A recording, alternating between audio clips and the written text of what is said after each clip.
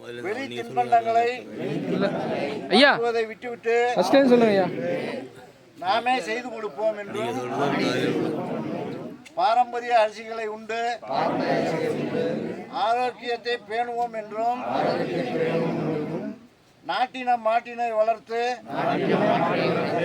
பொருளாதாரத்தை பெருக்குவோம் என்றும் செலவினத்தை குறைத்து வருமானத்தை பல மடங்கு உயர்த்துவோம் என்றும் உளமாற உண்மையாக உறுதியேற்போம். என்னுடைய புரிதல் வந்து இயற்கை விவசாயத்தில் நான் கற்றுக்கிட்ட ஒரு கணக்கீடு, ஒரு 3 போகங்களை வந்து கணக்கெடுத்தேன். ஒரு போகத்தில் வந்து 1 மடங்கு லாபம் கிடைச்சா அடுத்த போகம் வந்து ஒரு இயற்கை இந்த சீற்றத்தினால இழந்து போயிடுறோம் அப்படின்னம்னா 2 போகமும் ஒன்றும் இல்லை, நோ லாஸ் நோ கெயின், லாபமும் இல்லை நஷ்டமும் இல்லை முதல் கிடைச்சா இல்லைங்களா. அந்த மாதிரி இல்லாமல் மடங்குகளை கூடப்படுத்துறது எப்படி? இப்போ நான் சொன்ன வந்து ஒரு 200 குழியில் தான் சொன்னேன். அந்த 10 மூட்டையும் அந்த 200 குழியில் தான், 21 மூட்டையும் அந்த 200 குழியில் கிடைச்சது தான். அப்போ இந்த மாதிரி மடங்குகளை அதிகப்படுத்துறதுக்கு என்ன வழி? இப்போ 10 மூட்டையில் பார்த்தீங்கன்னா 2 மடங்கு நிகர லாபம், 2.25 மடங்கு, அதை கூட விட்டுடுங்க.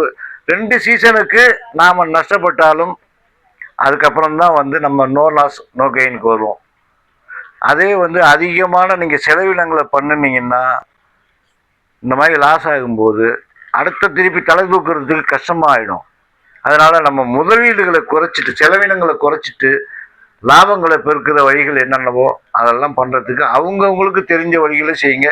நாங்கள் இப்போ பண்ண விஷயங்கள்லாம் சொல்லிட்டோம் உங்களுக்கு. இதில் கொஞ்சம் கொஞ்சம் அவங்களால முடிஞ்ச வரைக்கும் கொஞ்சம் கொஞ்சம் வச்சு நல்லா டெஸ்ட் பண்ணி நல்ல புரிதல் வந்ததுக்கப்புறம் எத்தனை ஆயிரம் ஏக்கராக இருந்தாலும் பண்ணுவீங்க நீங்கள். ஏன்னா அந்த புரிதல் வேணும் உங்களுக்கு. அப்படியே இங்கேருந்து பார்த்துட்டு நான் சொன்னதை போய் அப்படியே மொத்த இதுவும் பண்ணிவிட்டு புரிதல் இல்லாமல் பண்ணிங்கன்னா நீங்கள் தான் நஷ்டப்படுவீங்க. என்ன அதனால் வந்து நீங்கள் புரிதல் கொண்டாடுறதுக்கு நிறைய 10 ஏக்கர் வச்சுருக்காங்களா, ஒரு அரை ஏக்கர் 1 ஏக்கர் இந்த மாதிரி பண்ணி பாருங்கள். அதில் தெளிவடைஞ்சிருவீங்க. அதுக்கப்புறம் நீங்கள் நிறைய பண்ணலாம். அது மாதிரி தான் விவசாயிகள்லாம் முன்னேறணும். ஏன்னா ஒரு சீசன் பிந்திருவீங்க, அவ்வளோதான் ஒழிய.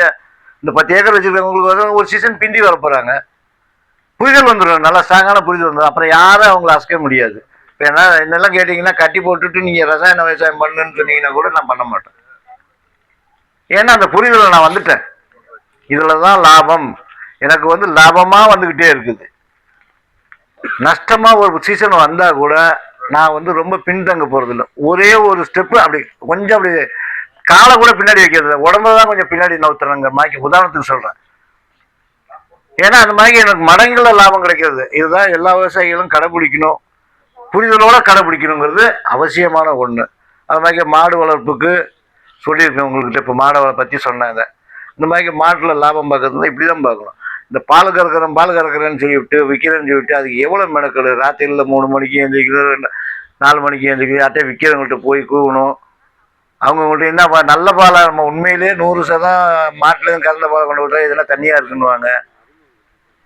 இதெல்லாம் மன கஷ்டங்கள் ஜாஸ்தியாக இருக்கும். அது இல்லாமல் நமக்கு அதில் ஒரு பலனும் அதிகமாக இல்லை. கண்ணுக்குட்டியையும் கெடுத்து போடுறோம், கண்ணுக்குட்டியோட இயற்கையான வளர்ச்சியை கெடுத்து போடுறோம் முதல்ல. அது மாதிரிக்கெல்லாம் பண்ணுறோம். அதனால இந்த விவசாயிகள் வந்து பார்த்தீங்கன்னா நெல் விவசாயம், வாழை, தென்னை எந்த விவசாயமாக இருந்தாலும் இந்த மாதிரி பண்ணுங்க. அந்த மாதிரி இப்போ மாடு வளர்க்குறதுல பார்த்தீங்கன்னா இந்த மாதிரி தான் பண்ணணும். ஏன்னா அதுலேருந்து நம்ம ஒன்றும் எடுக்க வேண்டியதில்லை. சாணம் மூத்திரம் எடுத்தாலே பெரிய இதாகிடும். இப்போ 1 ஏக்கருக்கு நீங்கள் சாதாரணமாக கணக்கு பண்ணி பாருங்கள். வெளியில் உரம் வாங்கி கொண்டாந்து சேர்க்கறது எவ்வளவு? ஒரு மாட்டு வண்டி சாணத்தை ஒரே ஒரு அமில கரைசல் கொடுத்துரும். ஒரு நாளைய மாட்டு சாணி, ஒரு மாட்டு சாணி ஒரு வண்டி சாணிக்கு சமமாக ஒரு மாட்டு சாணி ஒரு நாளைய சாணி அமில கரைசல் பண்ணி விட்டிங்கன்னா ஒரு வண்டி சாணத்துக்கு சமமாகி. ஏன்னா அவ்வளோ நுண்ணுயிர்களை பெருக்கிக்கலாம் அமில கரைசலாக பண்ணும்போது. அதுக்கு நம்ம பண்ணுற செலவினம் வெல்லம். அது கொஞ்சம் 1 கிலோ வெல்லம் 2 கிலோ வெல்லம் போடுறோம்.